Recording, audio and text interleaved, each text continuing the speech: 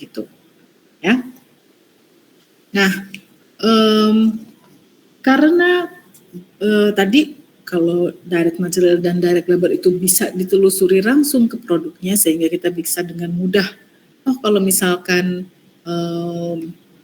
membuat buku misalkan, maka buku itu direct materialsnya adalah kertas misalkan, kemudian dia ada tinta dan sebagainya, kemudian DL-nya adalah orang yang memproduksi buku itu, baik yang menulis maupun yang mencetaknya, ya kan? Maka overhead itu dia ciri-cirinya adalah dia tidak bisa ditelusuri langsung tadi, ya, karena dia susah untuk ditelusuri ke dalam job tertentu, maka overhead itu dialokasikannya dia selain dari penelusuran langsung tadi, berarti dia berdasarkan jobnya begitu ya. Nah, karena overhead itu perlu di-assign dulu, dikaitkan dulu dengan satu produksi tertentu, maka dia cara pembebanannya terhadap produk itu berdasarkan jumlah yang ditetapkan terlebih dahulu atau predetermined overhead rate. Kemarin kita sudah belajar di awal, ya, bukan berdasarkan FOH actualnya yang terjadi. Ya, kenapa? Karena misalkan kalau overhead itu ada yang terjadinya periodenya beda. Misalkan kita menerima pesanan seminggu atau proses produksi itu seminggu selesai. Tapi kalau yang namanya overhead, biaya listrik bulanan. Kemudian misalkan bayar gaji supervisor bulanan. Kemudian ada juga bayar sewa bisa jadi tahunan, ya. Kemudian bayar asuransi tahunan, bayar pajak tahunan. Nah, karena periodenya itu berbeda dengan proses produksinya, baik dia job order maupun proses costing, maka dia tadi susah untuk ditelusuri langsung. Yang job itu misalkan jobnya selesai 1 minggu, ini biayanya terjadi 1 bulan, listriknya bayar 1 bulan. Nah, gimana cara mengaitkan yang biaya yang tadi 1 per bulan, per tahun tersebut ke pekerjaan-pekerjaan produksi tadi, maka dia tidak boleh pakai yang actual amount-nya, jumlah yang sebenarnya terjadi. Karena kalau yang sebenarnya terjadi nanti nggak balance. Yang satu satuannya bisa jadi harian, bisa jadi mingguan, yang satu tadi bulanan atau tahunan. Ya, sehingga tadi cara membebankannya adalah dengan predetermined over amount, ya, yang ditetapkan terlebih dahulu. Ya. Nah, kenapa tadi pakai predetermined overhead rate? Karena dia nanti bisa memberikan alokasi yang konsisten dan logis terhadap setiap unit output.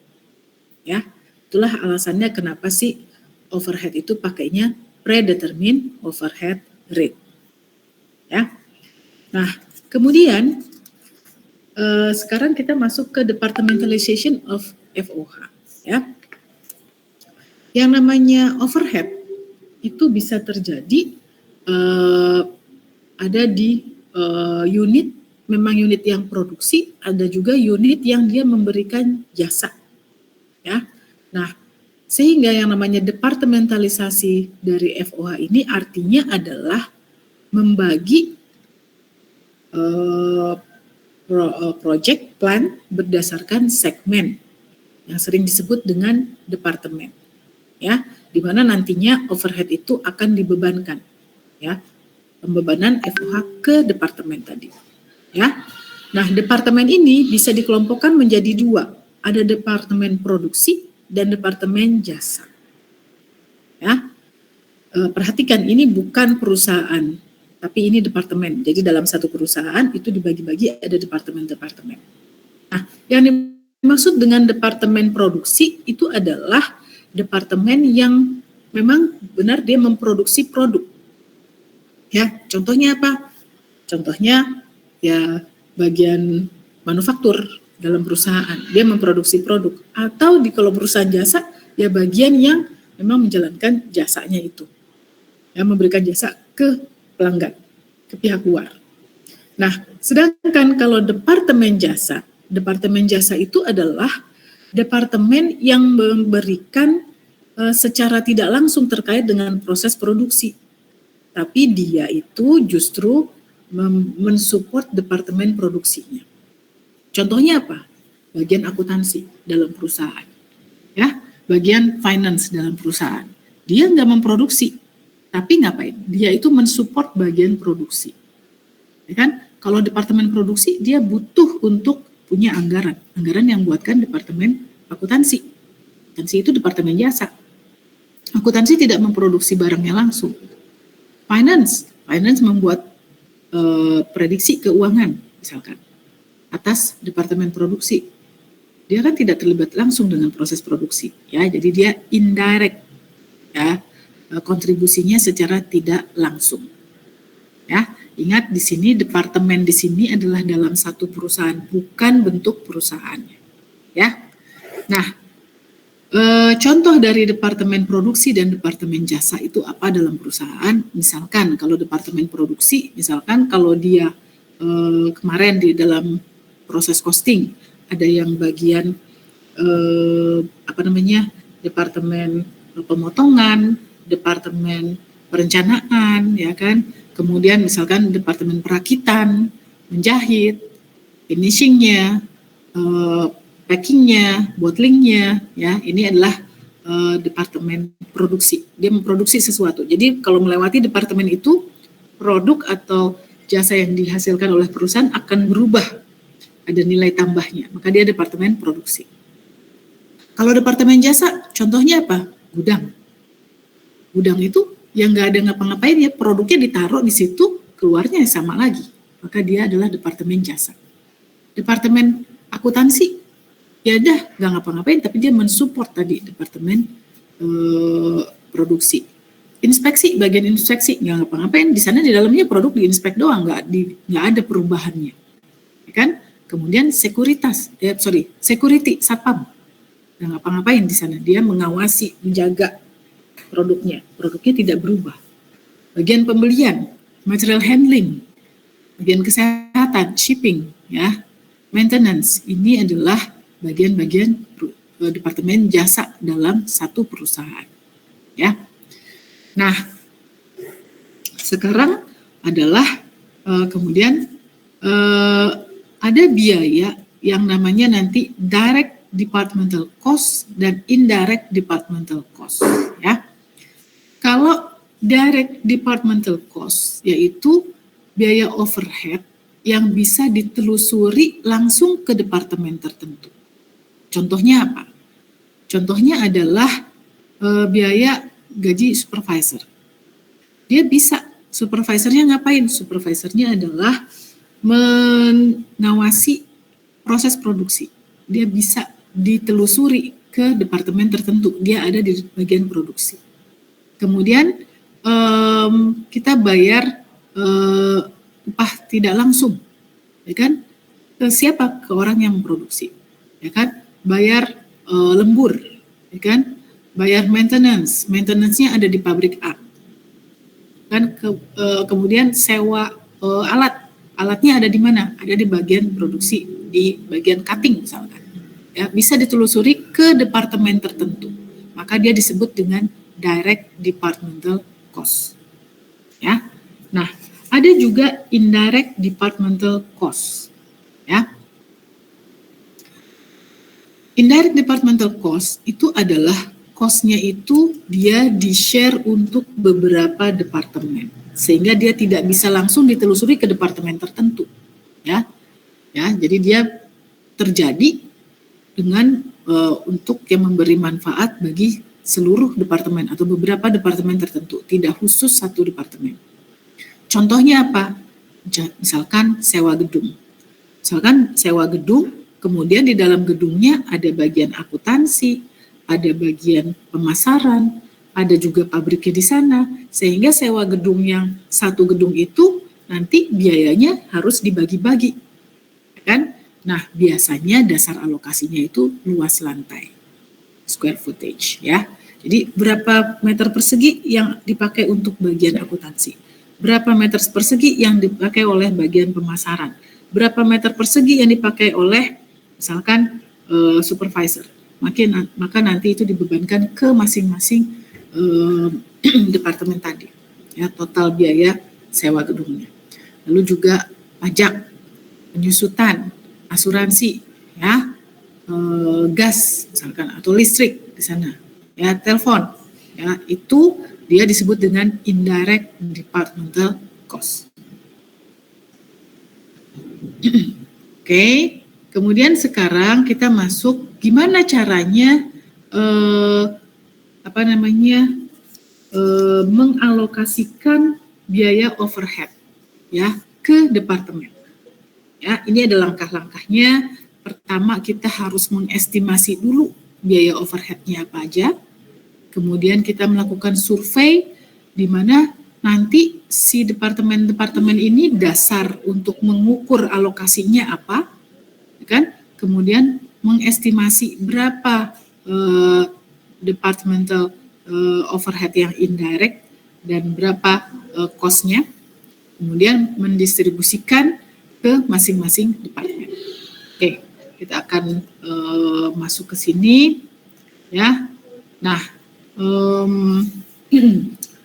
kamu bisa lihat ini saya ambil dari buku di halaman 261, ya, dari buku saya, ya. Nah, di sini dicontohkan, oke, saya besarkan sedikit. Dicontohkan adalah bagaimana menghitung biaya overhead di masing-masing departemen, ya. Nah, misalkan di sini ada tadi kita sudah bahas bahwa dalam satu perusahaan, misalkan Dewit Product ini satu perusahaan, kemudian dia ada departemen produksi dan departemen jasanya. Departemen produksinya ada cutting, planning, assembly, dan upholstery. Kemudian departemen jasanya ada material handling, inspection, utilities, dan general factory. Ya, ini masing-masing biayanya ada biaya supervisornya, indirect labor, fringe benefit itu misalkan kayak uang makan, asuransi kesehatan, ya, fringe benefit manfaat. Kemudian indirect materials, repair and maintenance, sama depreciation equipment yang ada di departemen itu. Ya, kamu lihat di sini ada F, ada V. F itu adalah fix, V-nya variabel. Jadi biayanya itu adalah mana biaya yang tetap, mana yang biaya variabel. Gitu. Nah, ini ada masing-masing. Nah, kemudian ada juga dia ini direct, ya, kamu lihat direct departmental cost, berarti di sini biaya-biaya ini bisa ditelusuri langsung ke departemen-departemen ini, baik produksi maupun jasa. Ada juga indirect departmental cost. Artinya apa? Biaya ini itu gelondongan, lalu nanti dia untuk semuanya satu perusahaan. Contohnya apa? Misalkan ini biaya listrik, ya, 2.000, ya, itu jumlahnya fix. Kemudian si biaya listrik ini nanti berarti dia yang harus dialokasikan ke masing-masing departemen nantinya, ya. Kemudian biaya ada fix, ada variabelnya. Kemudian kalau fixnya itu berarti abonemennya listrik, variabelnya yang bervariasi terhadap pemakaian. Kemudian ada bensin, ya, ada yang fuelnya, ada yang fix, ada yang variabel. Kemudian air juga sama, fix variabel. Depresiasi gedung. Nah, kamu lihat kalau depresiasi gedung dia langsung di bagian produksi, ya. Kemudian juga property tax dia ada di bagian itu. Kemudian asuransi. Nah, setelah itu kita total berapa sih total biaya departemennya, ya. Total indirectnya 50 nih bagiannya. Kemudian total FOH masing-masing departemen yang di totalnya pecahannya adalah mana yang fix dan yang variabel masing-masing, ya. Sampai sini ada yang mau tanya dulu? Kalau ini angkanya given, ya, ini cuma ingin memperlihatkan di dalam satu perusahaan nanti ada FOH-nya seperti ini, ada yang per departemen, ada yang dia jasa. Jadi kalau yang jasa artinya adalah departemen itu dia memberikan jasa ke departemen-departemen lainnya, baik departemen produksi maupun departemen jasa lainnya. Ada yang mau tanya dulu sebelum saya lanjutkan?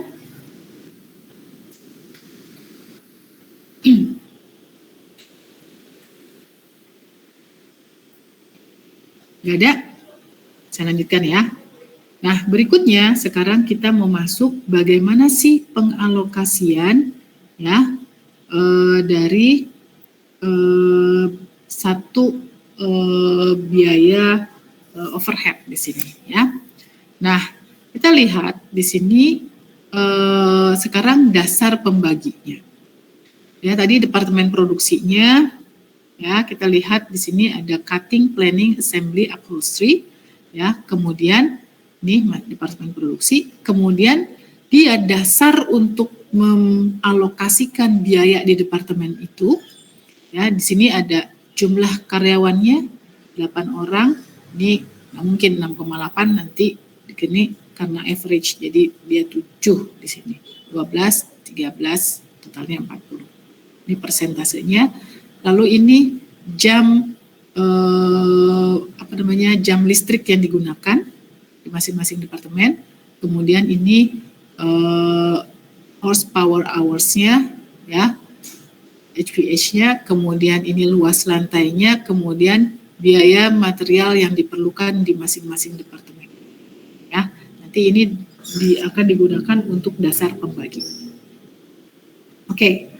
Kemudian sekarang kita akan mendistribusikan biaya departemen ya.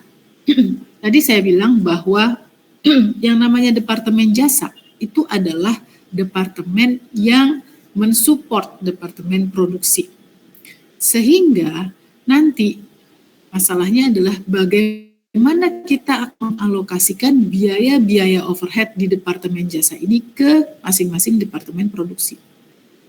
Ya, karena nanti tarif overhead adanya hanya di departemen produksi. Departemen jasa tidak boleh. Sehingga caranya gimana supaya ini menggambarkan biaya yang sebenarnya, maka biaya di departemen jasa itu harus dialokasikan ke masing-masing departemen. Cara mengalokasikannya bagaimana? Cara mengalokasikannya ada beberapa metode. Ya. Oke. Metode yang pertama itu adalah metode direct method, metode langsung. Nah, metode direct method ini kenapa disebut dengan direct method? Karena dia biaya di departemen jasa hanya didistribusikan ke departemen produksi saja. Ya. Jadi misalkan biaya di departemen handling 28.300 ini cuma boleh didistribusikan ke departemen cutting, planning, assembly, dan upholstery. Dia nggak boleh didistribusikan ke departemen jasa yang lain. Ya, itu menurut metode langsung. Ya,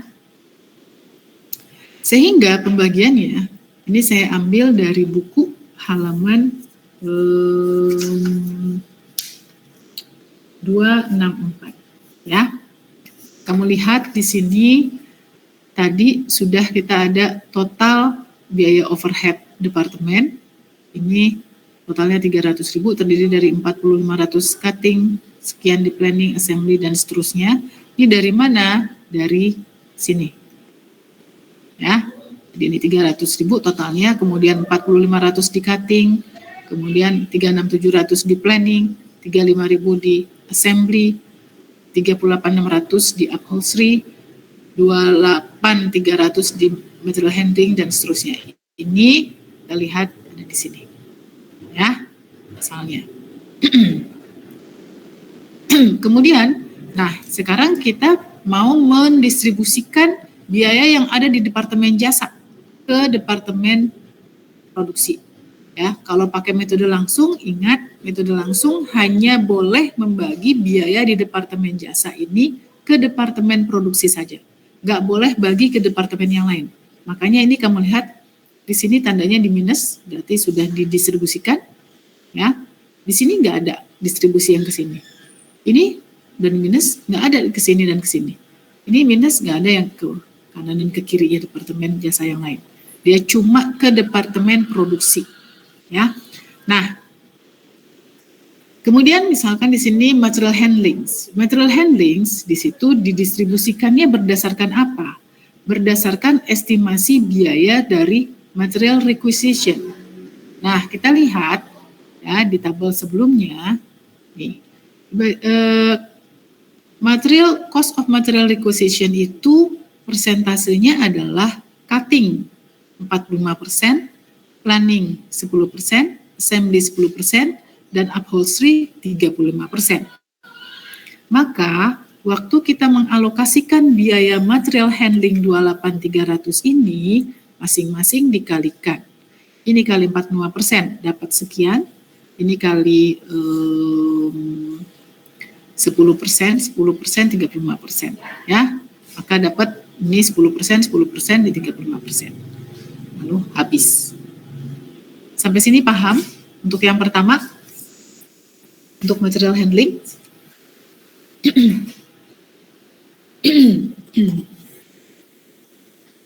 Bisa diikuti? Ibu mau tanya, Ya, Nur. untuk angka yang material handlingnya itu aku masih bingung deh Bu. Itu kan dikali dengan persentase yang tadi Ibu bilang ya, yang ada di tabel sebelumnya itu. Tapi ya. angka dasarnya itu dikali sama angka apa ya Bu? Ini dari bagian mana maksudku?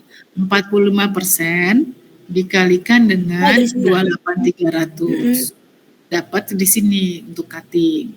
Kemudian yang ini kan tadi masing-masing 10%. 10% dikalikan 28.300 dapat 28.30 untuk planning. 10% kalikan 28.300 untuk assembly. Lalu 35% ya, kali ini dapat untuk upholstery. Gitu, Nur. Paham? Oke, Bu. Ya, paham, Bu. Makasih, Bu. Ya. Oke. Yang lain paham ya? Jadi dia mengalokasikan biaya di material handling, ternyata di sini dibilangnya di contoh ini adalah dia dialokasikan dasarnya berdasarkan biaya material requisition. Nah, dia sudah terbagi, habis, selesai. Ya. Nah, kemudian sekarang yang biaya inspection. Inspection dibilang berdasarkan assembly and upholstery department, ya. Dasarnya adalah equally to assembly and upholstery department. Berarti dia cuma dibagi ke assembly dan upholstery department aja yang menyerap biaya itu, inspeksinya. Nggak ada di cutting dan planning. Sehingga dia kan equal. Equal kan berarti sama. Berarti sama-sama 50%. 50% kalikan 18.600, 9.300 di sini, dan di upholstery 9.300. Ya. Kemudian utilities. Utilities dibilang, utilities itu adalah berdasarkan 20% KWH. Ya. Maka di sini kita lihat ya.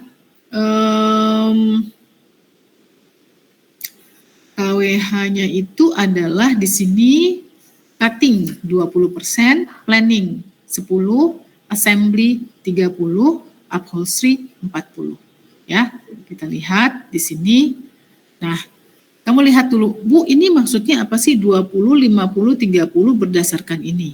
Jadi, biaya utilities 65.400, 20%, yaitu 20%-nya dari ini adalah 13.080. 13.080 ini dialokasikan ke masing-masing ini berdasarkan KWH. KWH tarifnya berapa? KWH tarifnya adalah 20, 10, 30, 40. Berarti setelah kita cari 20%-nya, dapat 13.080, dikalikan lagi per masing-masing departemen ini berdasarkan persentase KWH mereka, yaitu 20, 10, 30, 40. Berarti 20% kali 13.080 dapat sekian, 30 kalikan ini, ini 10 kayaknya, 10 sekian, 30 sekian, dan sisanya sekian. Kemudian lihat 50% dari utilities expense dibagi berdasarkan HPH. 50%-nya dari 65.300, 32.700. Lalu 32.700 ini dialokasikannya berdasarkan HPH. HPH berapa? HPH ya, horsepower hours-nya itu 40%, 24%, 16%, 20%. Maka dibagi lagi. Kalikan 32.700 kali 20, 32.700 kalikan masing-masing persennya. Kemudian 30% sisanya berdasarkan luas lantai. 30% dari 65.400 dapat 19.620. Lalu 19.620 ini dialokasikan ke sini berdasarkan luas lantai. Lihat, luas lantai 25%, 20, 30, dan 25%. Maka di sini kalikan 19.620 kalikan 25%-nya, ya kan? Terusnya tadi ini berapa? Luas lantai 20, 30, 25. Oke. Kemudian 20, 30, 25. Dapat ini. Ya, luas lantai. Lalu yang terakhir, general factory, dia dibilang berdasarkan jumlah pegawainya. Dia langsung, jumlah pegawai mana tadi? 20%, 17%, 30%, dan 33%. Maka dikalikan masing-masing persennya. Dapat. Setelah itu kita lihat total service departmental cost yang didistribusikan. Ya, ini totalnya hanya yang service saja, berarti 12.735 tambah ini, tambah ini, tambah ini, tambah ini, total 41.76 ini masing-masing. Kemudian ditambah dengan biayanya ini adalah bawahnya total departmental factory overhead after distribution, berarti ditambahkan ya, di cutting, planning, assembly, dan upholstery masing-masing ditambahkan. Kemudian, nah dapat ya, ini salah nih, ini harusnya geser ke sini nih, ini kan total 300.000 ya, ini kurang ke kiri. Nih, makanya dia di sini ada sisa. Ya, harusnya posisinya lebih ke kiri. Ya. Kemudian, nah, ini dasar sekarang pembaginya. Saya sudah dapat total biaya produksi di masing-masing departemen. Sekarang kita mau bagi berapa tarifnya. Maka tarifnya adalah total biaya overhead dibagi dasar pembaginya.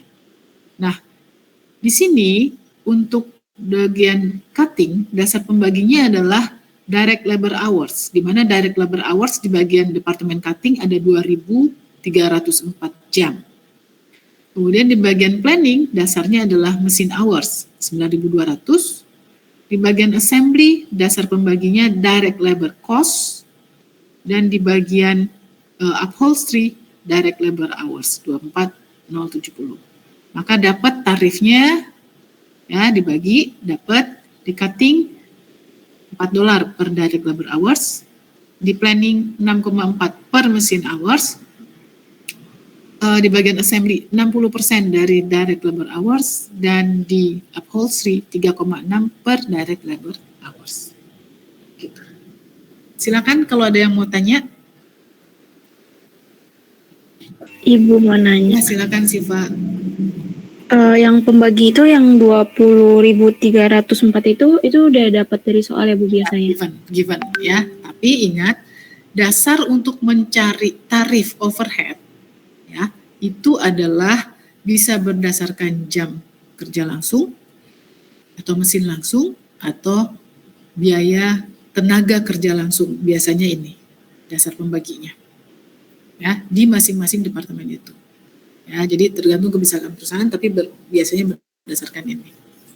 Gitu. Oke, Siva. Oke, Bu, makasih, Bu. Ya, ada lagi yang mau tanya?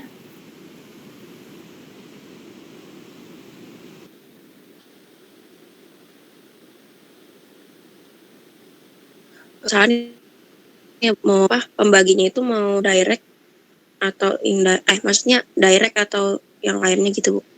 Iya, tergantung kebijakan perusahaan.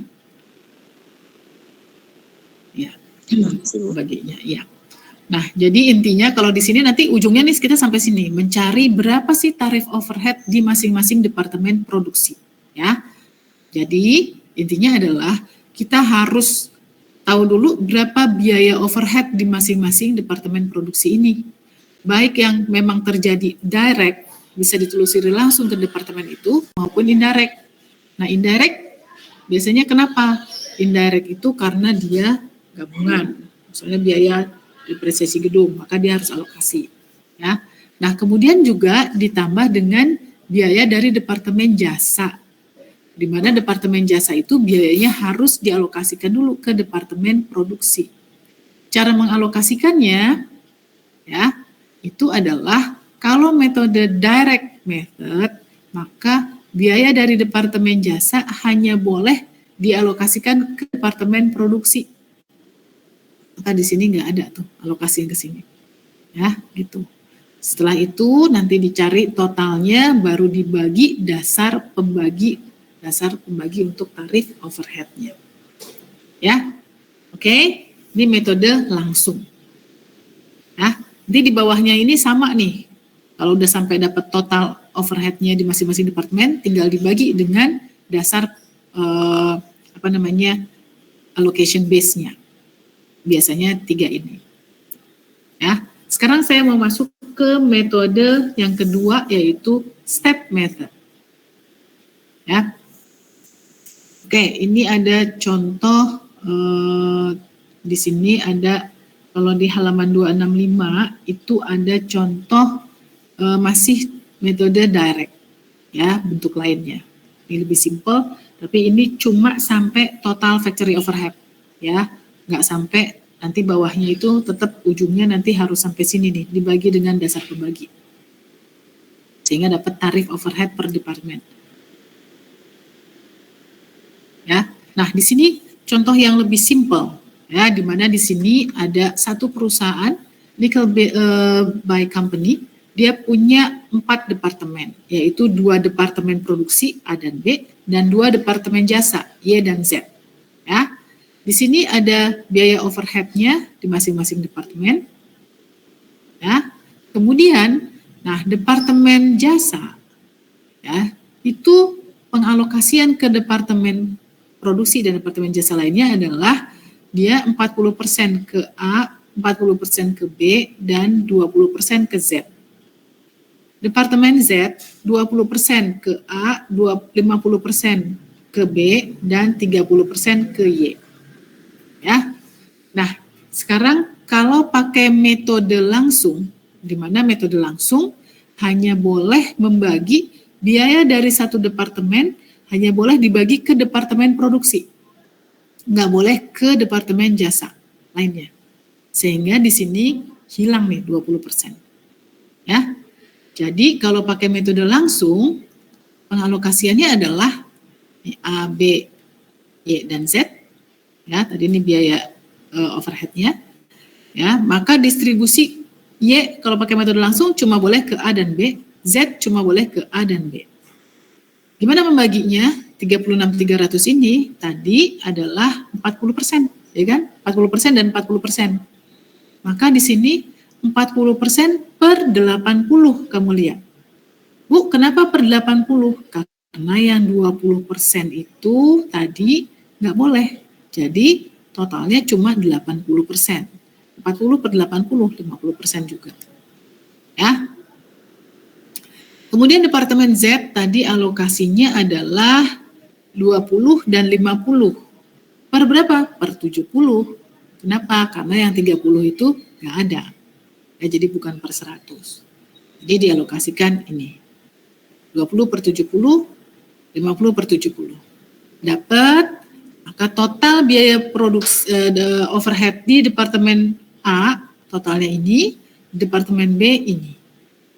Lalu nanti alokasikan ke, kita mencari berapa tarif biaya overhead di departemen A dan departemen B. Caranya gimana? Pakai dasar alokasinya. Ya, kebetulan di sini fokusnya hanya untuk alokasi biaya jasa, nggak ada nggak ditanya tarif overhead departemen A dan B. Kalau ditanya, maka bagi biaya 83864 dan 112.436 ini berdasarkan dasar alokasinya. Misalkan berdasarkan direct labor hours atau mesin hours atau direct labor cost, begitu. Oke, bisa dipahami sampai sini? Ya, ini contoh yang simpelnya. Ini tadi contoh lengkapnya yang ini. Paham ya metode langsung? Ya, jadi ciri-cirinya metode langsung adalah hanya boleh membagi biaya dari departemen jasa ke departemen produksi. Tidak boleh dibagi ke departemen jasa lainnya. Ya, begitu. Oke, saya masuk ke metode yang kedua, yaitu metode step, ya, bertahap. Step method.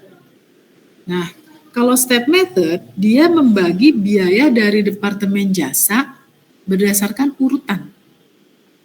Ya, urutannya itu bisa macam-macam tergantung kebijakan perusahaan. Ya, bisa berdasarkan biaya departemen jasa yang terbesar dulu, atau biaya yang memberikan biaya di departemen produksi yang membutuhkan paling banyak dulu. Ya, jadi sequence-nya itu dasarnya bisa macam-macam, tergantung kebijakan perusahaan. Itu satu. Lalu yang kedua, ciri-cirinya adalah biaya dari departemen jasa boleh didistribusikan ke departemen jasa lainnya. Ya, kalau tadi metode langsung itu cuma boleh dari Y cuma boleh ke A dan B. Tapi kalau dia step method, dia boleh dari Y ini selain A, B juga boleh ke departemen jasa lainnya, yaitu ke Z. Kalau Z boleh ke A, B, dan Y, boleh. Tapi ciri-ciri yang ketiga adalah kalau satu departemen jasa sudah memberikan alokasi biaya ke departemen jasa lainnya, ya, sudah nerima, ya, maka dia tidak boleh distributed back, tidak boleh mendistribusikan lagi. Jadi kalau si Y udah kasih ke Z, Z sudah terima berarti, maka Z tidak boleh bagi ke Y. Cuma sekali, satu arah, begitu. Ya, itu ciri-ciri step method. Jadi yang pertama, dia step method itu berdasarkan urutan, sequence. Ya, kemudian yang kedua adalah sekali biaya departemen jasa sudah mendistribusikan ke departemen jasa lainnya, maka dia tidak boleh menerima dari departemen jasa yang lain. Atau dengan kata lain, departemen jasa yang sudah menerima tidak boleh kasih balik biayanya. Ya. Dan yang ketiga, ciri-cirinya sequence-nya itu biasanya berdasarkan jumlah jasa yang diserahkan, begitu. Atau biaya yang paling besarnya. Oke, kita masuk ke contohnya di sini, ya. Tadi masih pakai contoh yang sama, yaitu ini, ya, biaya departemennya 60, 80, 36, 300, dan 20.000 dengan persentase ini, ya. Oke, mana contohnya? Ini, ya. Nah, ini urutannya. Nah, kemudian kita lihat, ya. Di sini dibilang kalau metode step method itu dia boleh mengalokasikan tidak hanya ke departemen produksi, tapi ke departemen jasa lainnya. Dan sekali dia sudah mendistribusikan, dia tidak boleh dapat balik. Ya. Dan urutannya di sini biasanya berdasarkan biaya jasa yang paling banyak, tinggi. Maka kita lihat, ini kan biaya overhead-nya 60, 80, 36, 300, dan 20. Maka sekarang kita mau alokasikan biaya departemen jasanya. Ternyata yang terbesar adalah Y. Maka Y urutannya duluan. Ya. Nah, kalau duluan dia boleh mendistribusikan baik ke departemen produksi maupun ke departemen jasa lainnya. Makanya di sini boleh ngasih ke Z. Tapi aturan yang berikutnya adalah dibilang sekali sudah terima, maka dia tidak boleh distribusikan balik. maka Z dia nerima dari Y. Maka waktu Z mengalokasikan, dia nggak boleh kasihkan ke Y lagi. Dia harus kasihkan hanya ke A dan B dalam kasus ini. Bu, gimana Bu kalau misalkan dalam satu perusahaan tadi punya departemen jasanya banyak? Ya udah nggak apa-apa. Yang duluan kasih ke departemen produksi dan departemen jasa yang lain, dia nggak boleh terima. Lalu departemen jasa yang kedua boleh juga kasih ke departemen jasa yang lain, nggak boleh terima. Dan dia nggak boleh kasih ke departemen jasa yang pertama ngasih. Gitu ya. Oke, kita lihat alokasinya sekarang. Tadi dasarnya adalah 40, 40, dan 20%. Maka di sini ya 40%, 40%, 20%. Berarti totalnya sudah 100 nih. 40 per 100, tuh lihat. 40 per 100 kali 36, 300. 40 per 100 kali 36, 300. Dan 20 per 100 kali 36, 300. Sudah dialokasikan. Sekarang departemen Z. Ya, Z itu awalnya punya $20.000. Lalu dia dapat dari Y 7260. Maka totalnya dia adalah 27260. Ya. Nah, 27260 ini karena dia departemen jasa yang terakhir, maka dia cuma bagi ke departemen produksi. Membaginya gimana? Membaginya adalah tetap 20 per 70 sama 50 per 70 tadi dasarnya yang ini. 20, 50, 30 kan? Tapi 30 itu kan ke Y.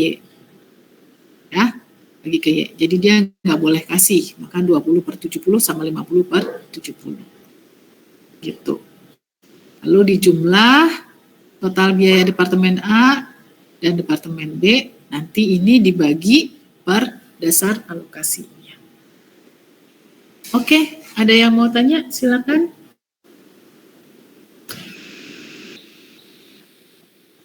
Untuk metode step method.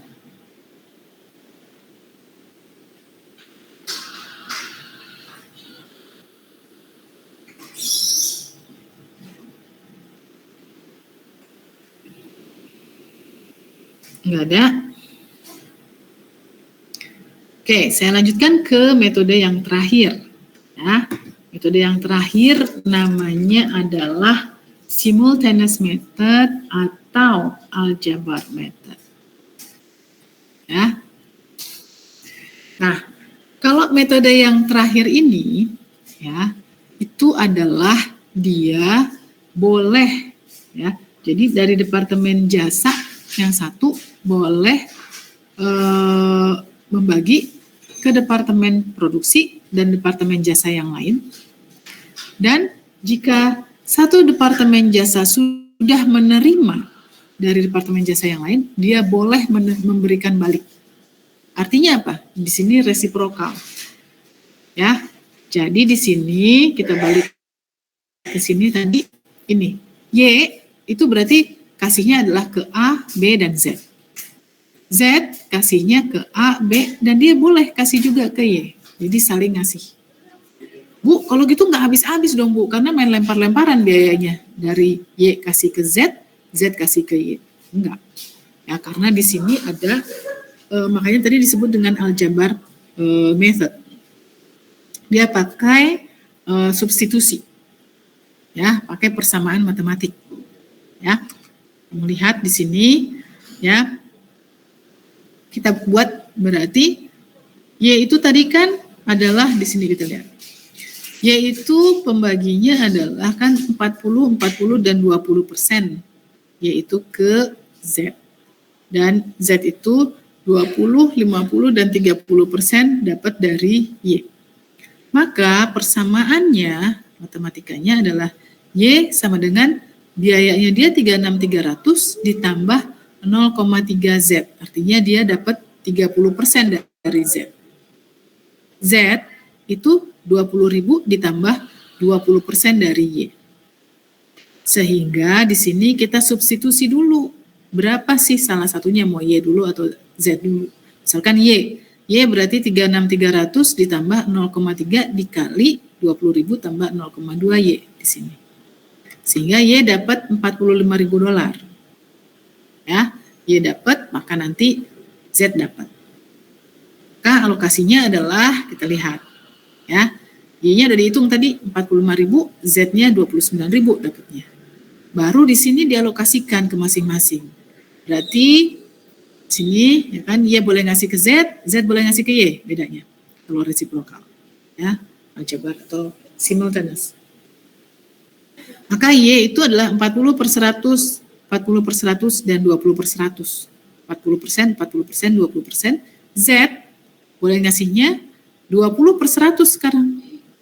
50/100 dan di sini adalah 30/100. Kenapa? Karena sudah 100% dia boleh ngasih juga ke sini. Ya, begitu. Oke, ada yang mau tanya? Silakan. Ya, chapter 8, chapter 9 tuh relatif gampang. Ya. Dia lebih ke logika matematika aja. Silakan kalau yang mau tanya.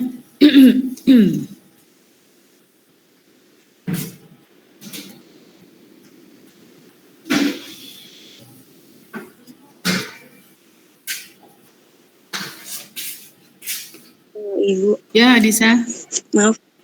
Saya masih rada bingung, Bu, sama yang di sebelumnya sih. Kalau di buku di halaman 264, yang di bagian utilities, Bu. 264, ya. 264 utilities ya, 65.400. Iya, yang utilities kan base-nya itu 20% on KWH kayak gitu-gitu, Bu. Terus itu berdasarkan perkalian dari mana bisa dapat 2,16 terus kayak gitu. Oh, oke. Jadi di sini dibilangkan ya, ini 20%, 50%, 30% itu maksudnya adalah nih dari utilities yang 65.400, 20%-nya akan dialokasikan ke masing-masing departemen produksi berdasarkan KWH. Berarti kita cari dulu 20%-nya berapa? 20% dari 65.400 itu 13.080. Oke, kita dapat. Nah, 13.080 ini dialokasikan ke masing-masing departemen produksi berdasarkan KWH. KWH-nya berapa? KWH-nya tadi di atas adalah sini, KWH 20% cutting, 10% planning, 30% assembly, dan 40% upholstery. Gitu, Adisa. Maka di sini adalah 20% dari 13.080, 2616, kemudian 30% dari ini, lalu ini 40%, berapa persen tadi? 20, 10, 30, 40. Maka di sini 20% dari ini, 10% dari ini, 30% dari ini, dan 40% dari ini. Gitu. Bisa. Paham? Nanti yang ini 50%-nya akan dibagi berdasarkan HPH. 50% dari ini 32.700. Lalu masing-masing dibagi berdasarkan HPH-nya dia tadi, persentasenya. Lihat di sini HPH 40, 24, 16, 20. Gitu, Adisa. Oke? Iya, Bu, baru paham. Makasih ya, Bu. Ya, sama-sama. Ada lagi yang lain? Silakan.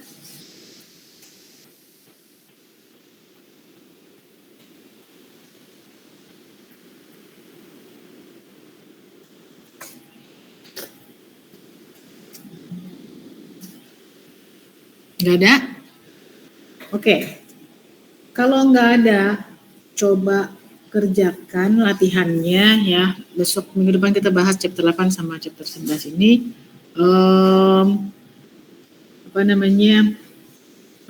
E11.3 Knoxville Company, kemudian E11.4 Alec Company, lalu 11.5 Garrett Mixing Company, sama 11.6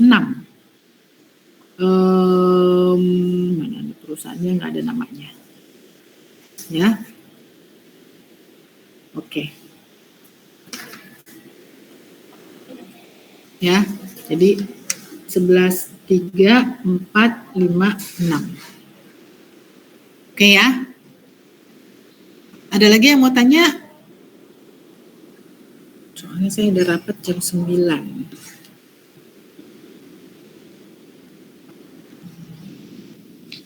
Ibu mohon maaf, Ya, Tiara.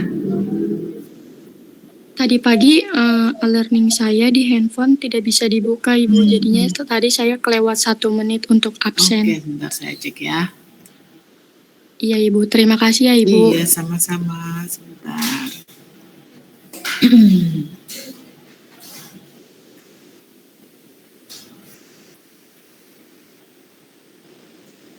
Oh, Tiara.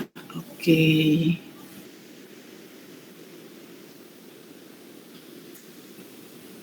Ya, Tiara aja. Udah. Oke. Ada lagi yang mau tanya? Terima kasih Ibu. Iya, sama-sama.